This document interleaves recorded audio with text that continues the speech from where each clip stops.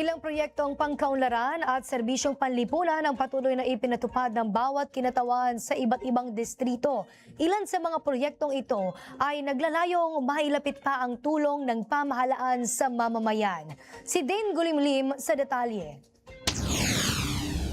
Formal na pinasinayaan ng First Aid Clinic sa Barangay Gibongan, Miagaw sa pangunguna ni Iloilo 1st District Representative Janet Garin.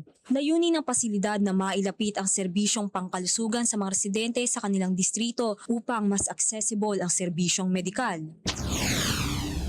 Isinagawa naman ang turnover ceremony ng bagong evacuation center sa Barangay Pag-Antayan, Cantilan. Pinangunahan nito ni Surigao del Sur 1st District Representative Romeo Momo Sr. Ang proyekto ay mahalaga lalo at ang baralamidad.